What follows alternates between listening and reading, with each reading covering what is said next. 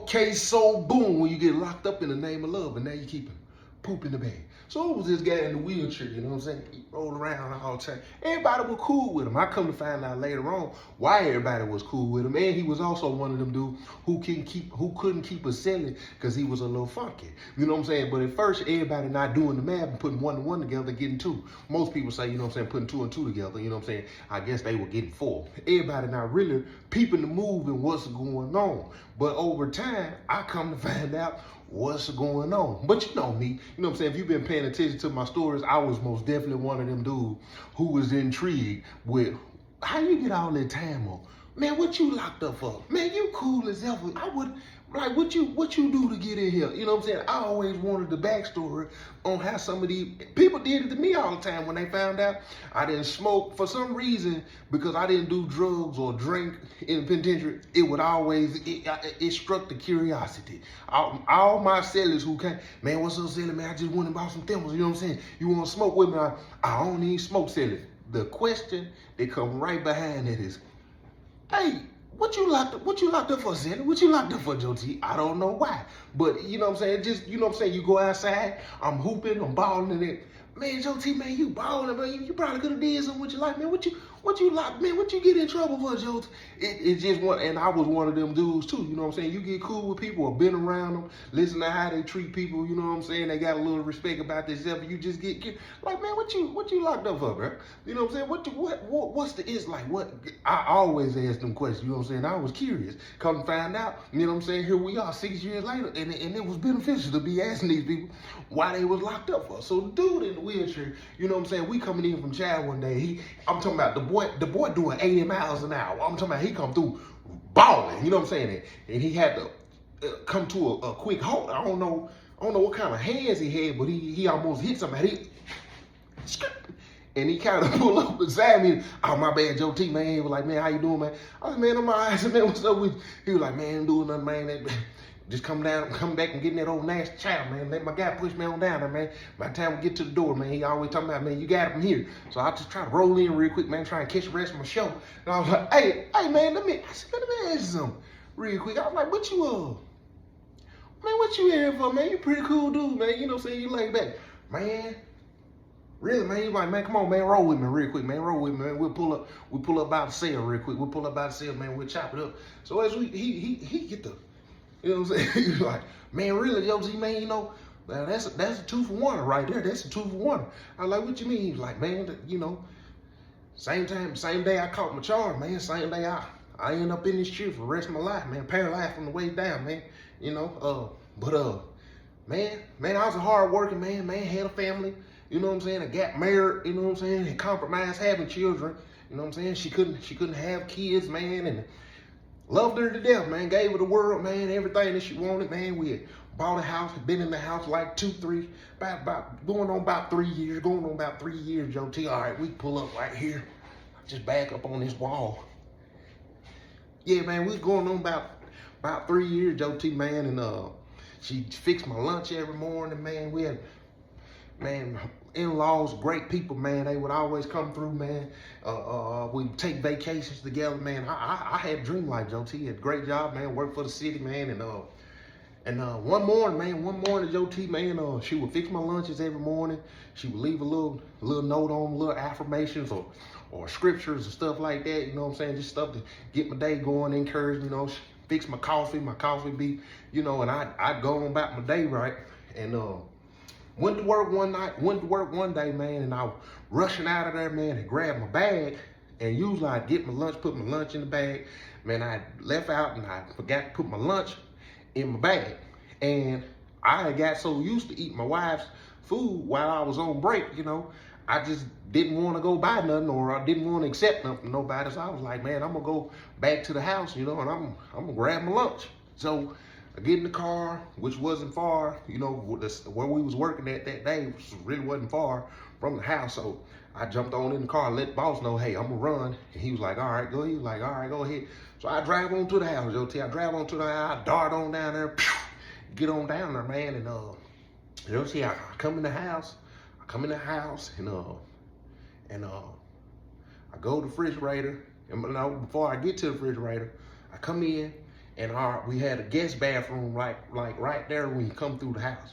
So I come in and I turn around and use the bathroom real quick, Joe T. He said, man, I go in there and I use the bathroom and I hear something upstairs. And as I hear what I was hearing upstairs, I was like, man, I wonder, she must be, because usually around that time my wife's napping, when I came in, it's quiet, I wasn't gonna run up there or nothing like that, so I come out, and so I'm thinking, maybe she's up, I'm gonna run up here and see her real quick, I'm gonna go see my wife. So I'm coming up the steps, and as I'm coming up the steps, I knew I wasn't tripping, Joe T, man, I heard a man's voice. And I said right then and there to myself, ain't no freaking way. And I get in the hallway. When I get in the hallway, I hear the voice again. And when I heard the voice again, I said to myself, I'll kill them both. If that's what's going on in my home, and after everything I've established, everything I've done for this woman, I said to myself right then and there, Joe T, I said, I'll kill them both. And then the way I'm looking at him, he looking at me, we looking at each other, I was like, I feel you. I'm like, me too. Man, I done built this from the ground up, man, sacrificed all this, man, that hate. And he's like, man, I walked in the room, Joe T, pop. When I walked in the room, she looked up, he looked up, I'm looking at them, they looking at me, we were looking at each other, Joe T. And as we were sitting there having this stare off, I couldn't even find the words to say. I didn't know what to do. My heart dropped, and then I'm sitting there and I'm like, how could you do this to me? But I didn't say that. Because I went from 0 to a life sentence, Joe T. 0 to a life sentence.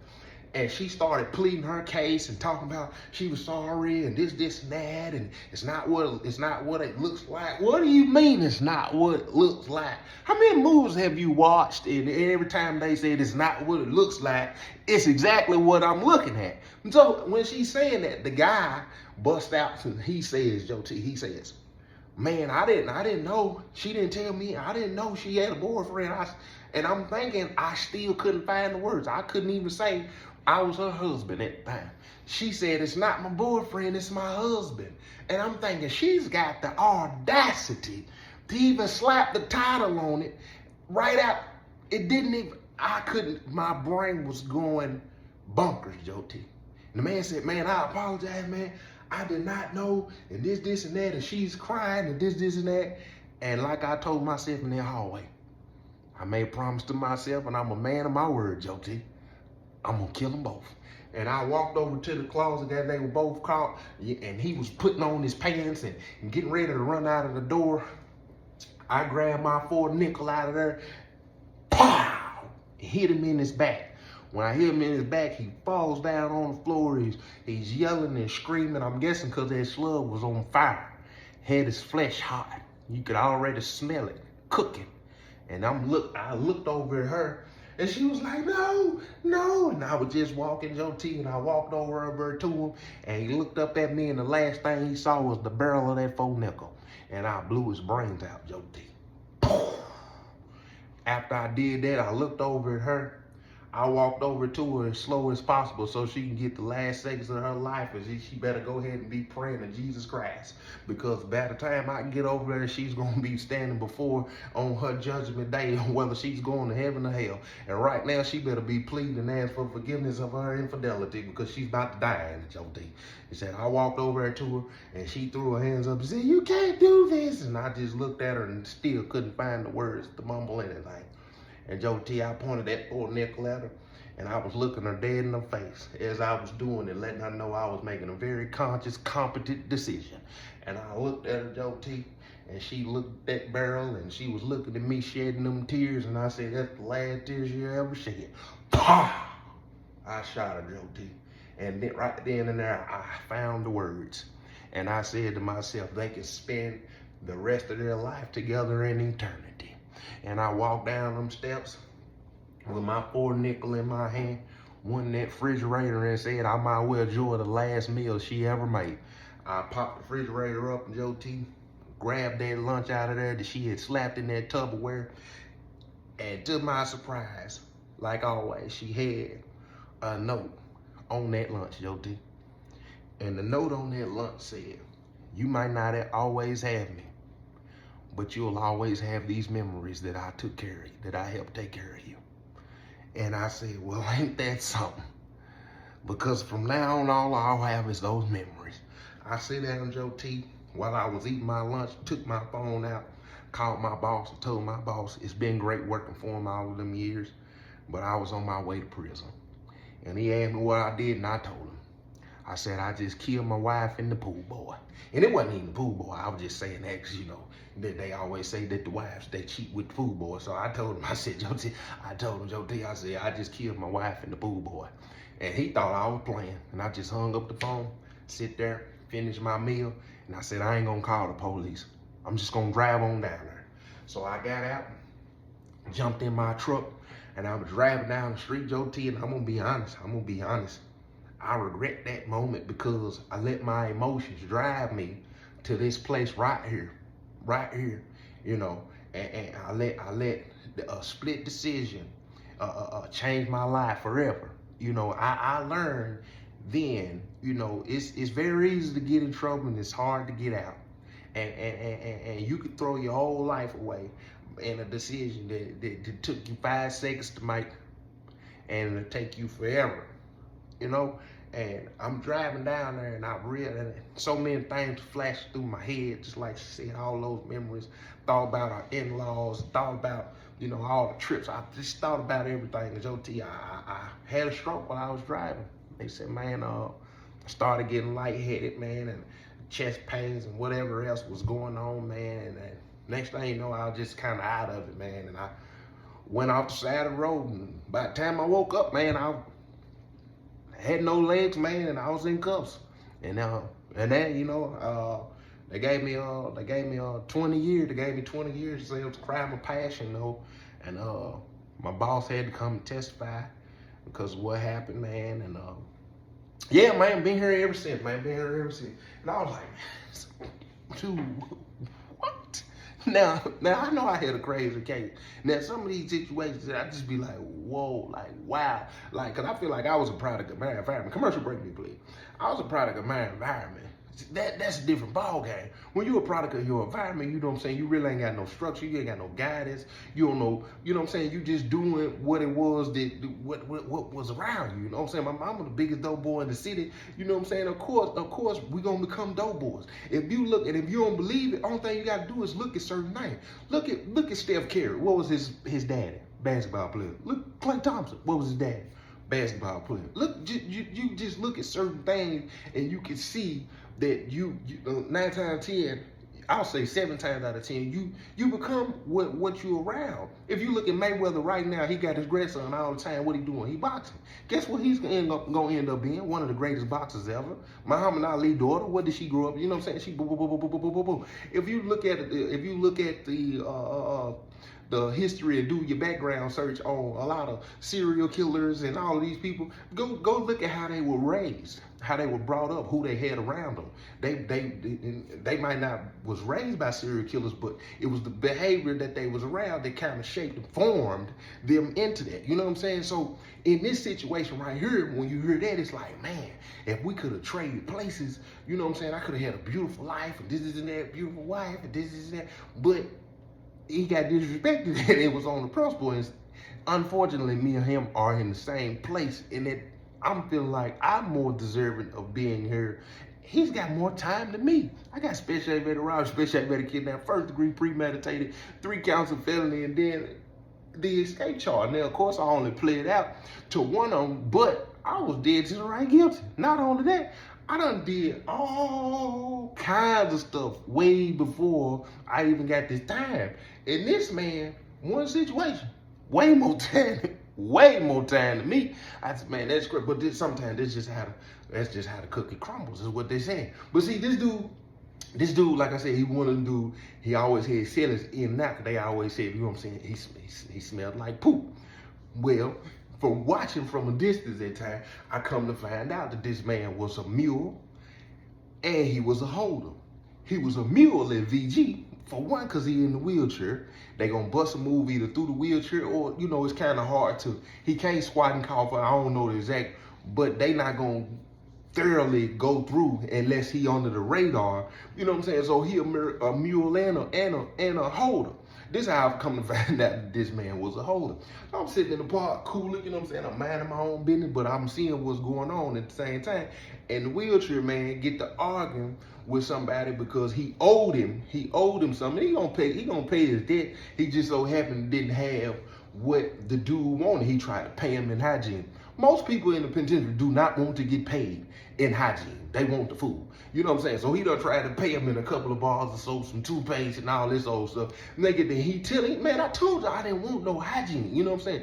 And as they going back and forth, Crip pull up on him. He like, oh, whoa. He like, man, that's my guy. He talking about the guy in the wheelchair. He was like, man, what's going on?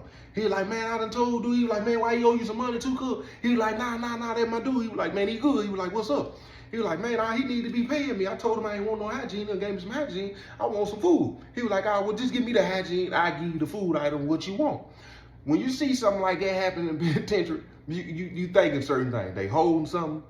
They under protection. It's something about this individual because he's not affiliated. You know what I'm saying? And he don't cook wine. You know what I'm saying? He holding something or he's beneficial to this person for some reason. So he give him he give him the stuff. Next situation was when you were disabled or handicapped or whatever in the penitentiary, if you're in a wheelchair, you know what I'm saying, or you got a cane. A lot of times they'll give you a helper. It became a job, and they assign to you. So when they call child, him being in a wheelchair, somebody's getting paid to walk him down the child. And not only that, a lot of people are trying to go down there and get him just on the strength of because he's in a wheelchair. He's going first. He's going in the front. He's going in the front of the line. They're gonna go ahead and let him roll while everybody lining up. He already gone. So it was a vice lord who wasn't assigned to this dude who always used to walk him down, who used to walk him the child, walk him back. You know what I'm saying? He was always pulling up in the cell, pulling out of the cell, doing all. He was real cool with him. But at the same time, he couldn't keep no selling. So this is when I peeped what was really going on. When the police used to come in and search, anytime they would go to his cell, they in and out of there real fast. And they would always, oh no, I'm not finna. And they would always come up out of there and go ahead and handle their business. So we in the park one day. Probably somebody done called or somebody done dropped the kite. He probably slick been. They done said, you know, because they got certain people under the radar that's handicapped, certain people that they know don't bother nobody. They know a lot of inmates thinking, oh, the police ain't gonna search. So they'll let them hold stuff. Man, the police come in there. They go to 2-3 cells. They search. They go to this man's cell, which is a handicap cell too. They either gonna be the first cell or the last cell or wherever else they can be. You know what I'm saying? But the first cell and the last cell most definitely designed for handicap. Man, they go in this man. As soon as they open the door, pop. Oh no, man, call the nurses down. They call the nurses down here. Everybody kind of looking. The park get funky immediately. So I'm talking about when they swing that door open, they swung that funk up out of there. The officers get to talking so bad to him. Get what he do? Well, what do you expect? Sometimes I can't get up off my bed. I can't get up off my bed in time. By the time I try to get off the bed and get on that, man, I can't. I sometimes just can't help it. But you ain't gonna sit here and just talk crazy to me, man, cause I'm paralyzed from the waist down. And hey, I didn't ask to be like this. I didn't ask to be like this. Then you wanna come up in my cell and you wanna disrespect me, cause the man used bathroom on cell. Man, hey, man, you ain't gotta talk to me like that. Man, you need to clean this up, man. You ain't got no business, man. I'm finna you gonna wrap me up for what? Cause I use bathroom on my cell? I can't help it. He going back and forth with the police. So at this point, everybody kind of looking. This man got poop. I'm talking about look like a baby who just laid in the bed you roll. He got poop all down his back. Of course, he's sitting in it, and it looked like he's still trying to. It's poop all on the floor. Of course, you can smell it. Man, one of the crip, he come down there. Man, what thing, cuz? Man, and the police still right there. The police tell him, now stand out to the side, stand out. Because they probably still going to step in the set. But they ain't finna search. He was like, man, I got him. At this point, the police is completely distracted because this man done used the bathroom on himself. The CEO done came out of the park. What he done did? Ooh! Y'all got to get him up out of here. Y'all got to get him up out of here. I don't know what y'all gonna do, but he can't stay in here smell like that. That's why he can't keep a selling now. That's why don't nobody want to be in the cell with, because he in there doing stuff like that. Y'all got to get him up out of my unit. I ain't finna be dealing with this. So the Crip come around and he's like, man, give me some gloves, CEO. Go on over there. I walk over, I come on, get you some gloves. What you finna do with it? He said, man, I'll roll him to the shower, man. Get cuz in the shower. Hey, cuz. They go over to the shower. They go over and put the little thing down for him to sit down. Hey, she hold on. She walk over and the police still talking crazy to the man. The man, he roll out. They don't roll up out of that cell. Don't roll all the way up out of that cell. You stay right there where you at. They ain't even talking about no search no more. They ain't even talking about no. You stay right there where you at. Stay right there where you at. Don't you touch nothing. Y'all sure y'all won't deal with this? He like, oh, we got cuz straight. They give him the glove. He roll on out. Come on, cuz. They roll him to the shower. The police walk in the cell, look around, come right back out. Secure that door. We ain't even, come on, let's get on up out of here. As I'm standing right here watching, one of the guys come up the stairs. You see that, Josie? I see him. Man, I'm finna start letting him hold my stuff too. I said, what you talking about? He said, oh, that's the move every single time. When they come in here doing searches, oh, he keep pooping the bag down there. I said, do what? Do what? Yeah, when they come in here doing all that search, as soon as he see him come in, oh, he keep pooping the bag. He just go ahead and just pull it. And just pull it and just drop it. Boom, boom, boom. He'll get in the chair. He'll just sit in it. I said, what you say, folks? He said, yeah, that's why they fool with him like that. He get away. Every single time. You ain't noticed? They ain't got to worry about no selling. He gonna run his sellers up out of there. Every time the police come, it's super duper funky in there. They ain't messing with dudes like that. I said, oh, he hard. He said, yeah, that's Mr. Poop in the bag. I said, penitentiary rules in effect. Ain't that something? Little duty booty little boy.